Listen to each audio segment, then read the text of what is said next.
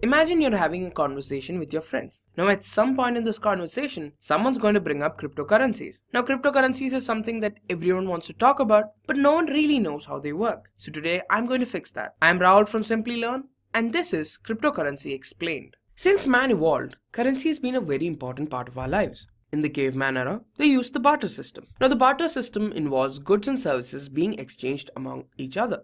So now we have a situation where a caveman is exchanging 7 apples and getting oranges in return. Now the barter system fell out of use because it had some glaring flaws. Now these flaws include having people's requirements coincide. For example, say you have 5 apples and your friend has 5 oranges. You want some of his oranges. Now until and unless your friend has a requirement for the apples that you own, he'll not be ready to make an exchange for it. There's no common measure of value. Now, since there's no common measure in terms of which value of a commodity can be expressed, there's a problem when you have to decide how many apples you're ready to trade for one orange or a mango. Not all goods can be divided or subdivided. For example, you can't divide a live animal into different smaller units. The goods cannot be transported easily. Now, unlike how modern currency fits in your wallet or your mobile phone, the goods that you own cannot be taken with you everywhere you go. After realizing that the barter system didn't work very well, currency went through a few iterations.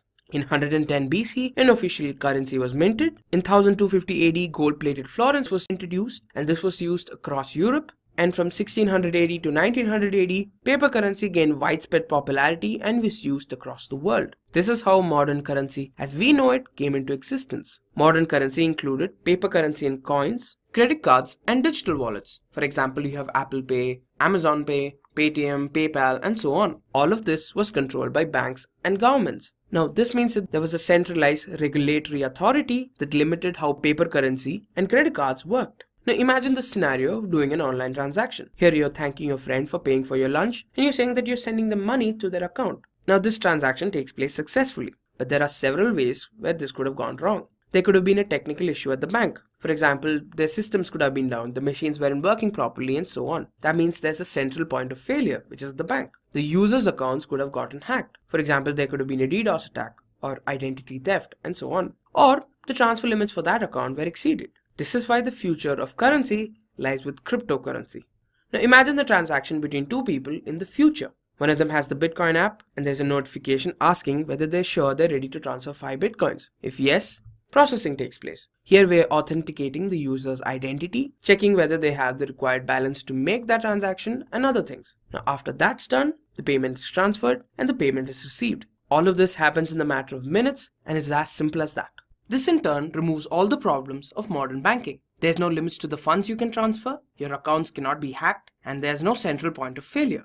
Now, as of 2018, there's more than 1600 cryptocurrencies available. Now, there are some popular ones like Bitcoin, Litecoin, Ethereum, and Zcash. And a new cryptocurrency crops up every single day. Now, considering how much growth they're having at the moment, there's a good chance there's plenty more to come in the upcoming years.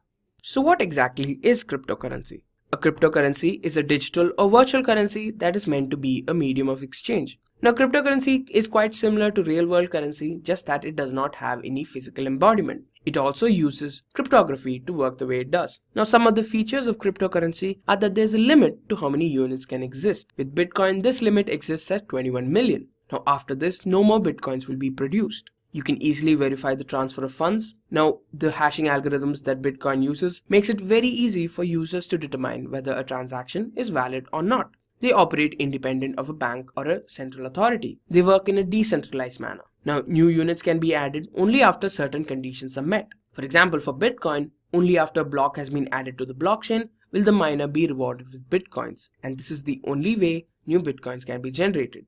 So what makes cryptocurrency so special? Firstly, there's little to no transaction costs. Now, if you use the digital wallet, you'll know that if you're transferring money from your wallet to your bank account, you'll lose some amount of money. You have 24/7 access to money. You can't just walk up to your bank at 3 a.m. in the morning and say that you want to withdraw some money. There's no limits on purchases and withdrawals. There's freedom for anyone to use. For example, if you're setting up an account in your bank, you need to do some amount of paperwork and documentation. With cryptocurrencies, all of that can be avoided. International transactions are faster.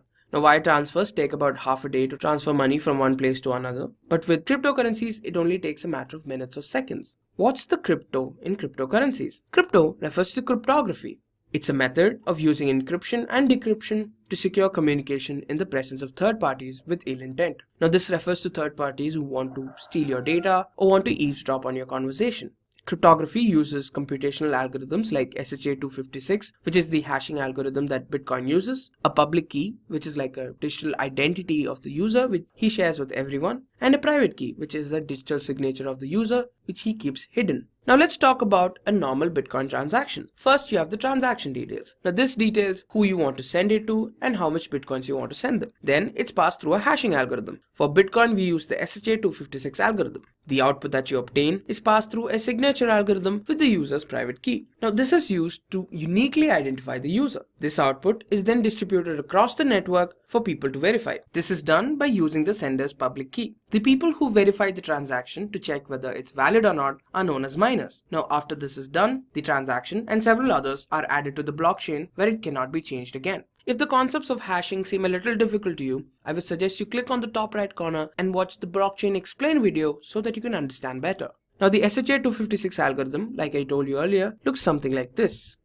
Now seeing how complicated it looks, I'm sure it's safe to say that the encryption is very difficult to hack. Today we'll be focusing on two major cryptocurrencies, Bitcoin and Ether. Now Bitcoin is a digital currency that is decentralized and works on the blockchain technology. It uses a peer-to-peer network to perform transactions. Let's talk about Ether. Ether is a currency that's accepted in the Ethereum network. Now, the Ethereum network uses blockchain technology to create an open source platform for building and deploying decentralized applications. Now, let's talk about the similarities between Bitcoin and Ether. They're the biggest and most valuable cryptocurrencies in the market right now. Both of them use blockchain technology, but is nothing but a technology that involves transactions being added to a container called block and creating a chain of blocks in which data cannot be altered. Currency is mined using a method called proof of work, which is a form of mathematical puzzle that needs to be solved before a block can be added to the blockchain. Finally, these are widely used across the world. Now, let's talk about the differences. With Bitcoin, it is used to send money to someone.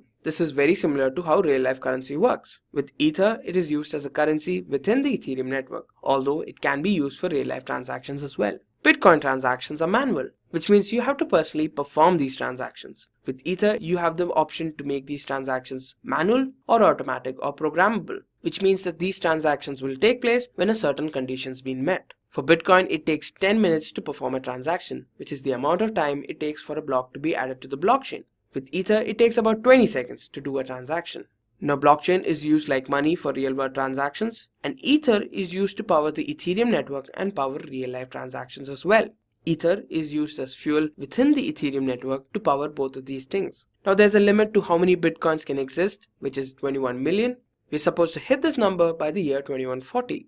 Ether is expected to be around for a while, but not to exceed 100 million units. Now, Bitcoin is used for transactions involving goods and services, and Ether uses blockchain technology to create a ledger to trigger a transaction when a certain condition is met. For Bitcoin, we use an algorithm called SHA-256 for hashing, and with Ethereum, we use ETH. As of July 23, 2018, one Bitcoin equals $7,668. For Ether, it costs $464. Now, what's the future of cryptocurrencies? The whole world is clearly divided when it comes to cryptocurrencies. On one side, you have supporters like Bill Gates, Al Gore, and Richard Branson who say that cryptocurrencies are better than regular currencies. On the other side, we have people completely against it. People like Warren Buffett, Paul Krugman, and Richard Shiller, who are both Nobel Prize winners in the field of economics. They call it a Ponzi scheme and means for criminal activities. In the future, there's going to be a conflict between regulation and anonymity. Since several cryptocurrencies have been linked with terrorist attacks, governments would want to regulate how cryptocurrencies would work. On the other hand, the main emphasis of cryptocurrencies is to ensure that their users are kept anonymous. By the year 2030, cryptocurrencies would occupy 25% of national currencies, which means a significant chunk of the world would start believing in cryptocurrency as a mode of transaction.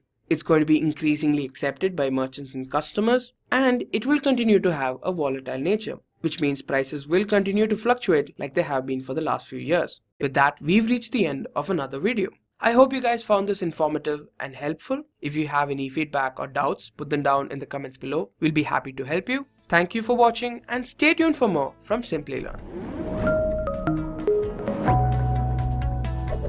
Hi there, if you like this video, subscribe to the Simplilearn YouTube channel and click here to watch similar videos. To nerd up and get certified, click here.